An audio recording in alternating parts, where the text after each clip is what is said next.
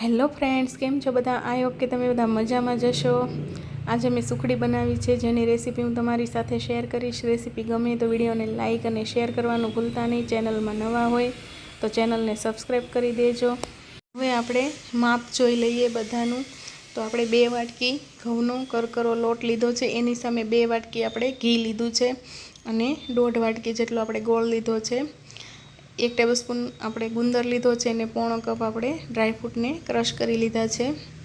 હવે આપણે એક પેનમાં ઘી એડ કરી દઈશું અને મેલ્ટ કરી લઈશું। ઘી મેલ્ટ થઈ જાય એટલે આપણે એમાં બધો જ લોટ એડ કરી દઈશું અને સરસ રીતે મિક્સ કરી દઈશું, જેથી એમાં લમ્સ ના રહે।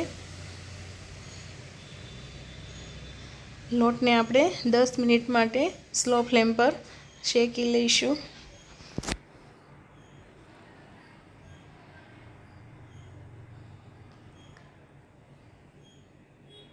હવે આપણા લોટનો કલર પણ ચેન્જ થઈ ગયો છે, પણ હજુ આપણે 1 થી 2 મિનિટ માટે થવા દઈશું।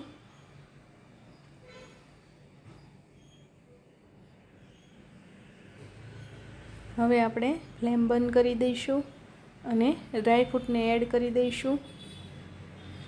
થોડું ડ્રાયફ્રૂટ આપણે ગાર્નિશ માટે રાખીશું। હવે આપણે ગુંદરને પણ એડ કરી દઈશું, જેથી તે અંદર ફ્રાય થઈ જાય।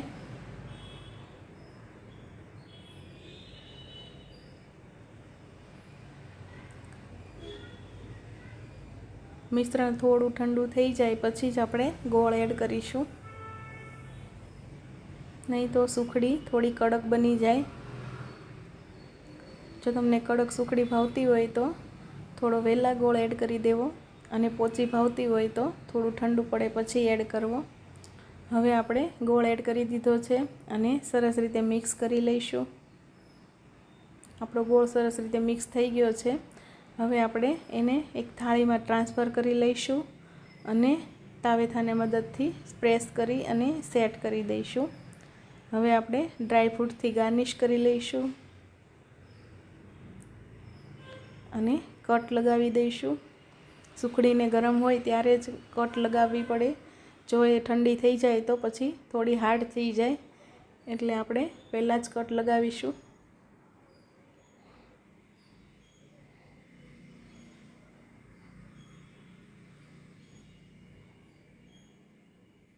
આપણે એને 1 કલાક માટે ઠંડી થવા માટે રાખી દઈશું। આપણી સુખડી સરસ રીતે સેટ થઈ ગઈ છે, આપણે સર્વ કરી લઈએ। મોઢામાં મૂકતા જ ઓગળી જાય એવી સુખડી બની છે। એકવાર જરૂરથી ટ્રાય કરજો। તમને મારો વિડીયો ગમ્યો હોય તો લાઇક, શેર અને સબસ્ક્રાઈબ કરી દેજો। કમેન્ટ કરવાનું ભૂલતા નહીં। મળીશું આપણે એક નવા વિડીયો સાથે। Thank you, bye bye.